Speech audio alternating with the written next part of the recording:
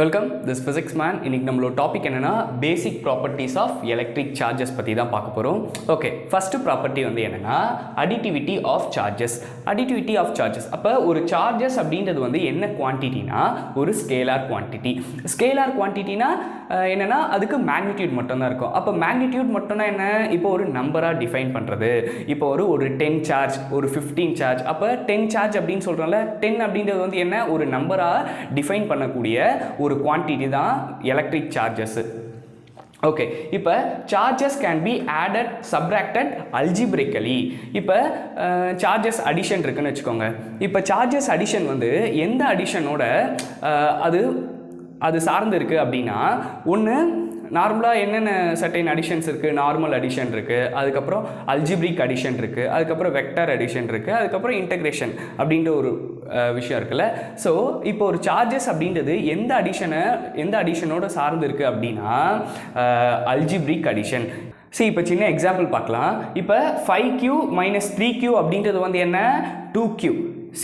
இப்போ ஒரு மெட்டீரியல் இருக்குன்னு வச்சுக்கோங்க. இந்த மெட்டீரியலில் 5 சார்ஜ் இருக்குது. இந்த மெட்டீரியலில் வந்து என்ன, 5 பாசிட்டிவ் சார்ஜ் இருக்குது. இந்த இடத்துல 3 நெகட்டிவ் சார்ஜ் இருக்குது. அப்போ ஃபஸ்ட்டு இந்த 3 சார்ஜ் இருக்குல்ல, இந்த 3 சார்ஜோட, இந்த 3 பாசிட்டிவ் சார்ஜோட இந்த 3 பாசிட்டிவ் நெகட்டிவ் சார்ஜ் தான் சேர்ந்து என்ன விஷயம் நடக்கும்னா, அந்த இடத்துல ஒரு அட்ராக்ஷன் அப்படின்ற ஒரு நடக்கும். அந்த அட்ராக்ஷன் இருக்கிற வரைக்கும், அது நியூட்ரலைஸ் ஆகிற வரைக்கும் அந்த அட்ராக்ஷன் இருக்கும். அது நியூட்ரலைஸ் ஆகிடுச்சுன்னு வச்சுக்கோங்களேன். அப்போ இது வந்து நியூட்ரலைஸ் ஆயிடுச்சு அப்படின்னா இங்க இருக்கிறது பேலன்ஸ் எத்தனை சார்ஜ் இருக்கு, 2 சார்ஜ் தான் இருக்கு.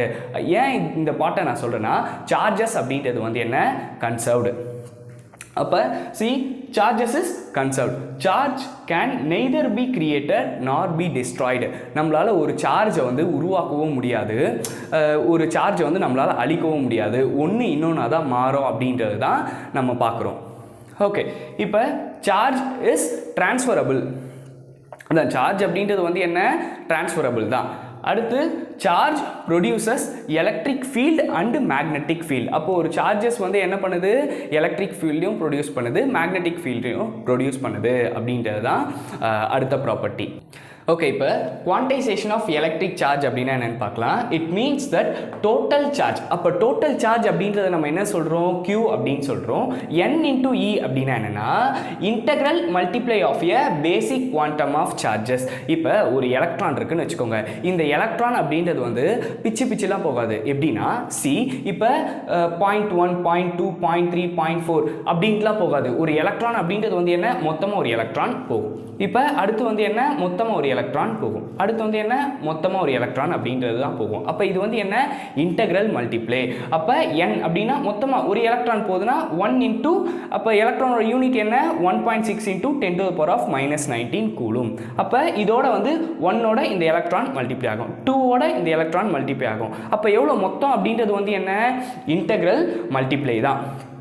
ஏன்னா சார்ஜ் அப்படின்றது வந்து என்ன, குவான்டைஸ்டாக தான் இருக்குது. ஸோ இந்த விஷயம் தான் நம்ம குவான்டைசேஷன் ஆஃப் எலக்ட்ரிக் சார்ஜஸ் அப்படின்னு பார்க்குறோம். ஓகே, அடுத்த வீடியோவில் கண்டக்டர்னா என்ன, இன்சுலேட்டர்னா என்ன, அதோட இம்பார்ட்டன்ஸ் பற்றிலாம் பார்க்கலாம். ஓகே, தேங்க்யூ, பாய்.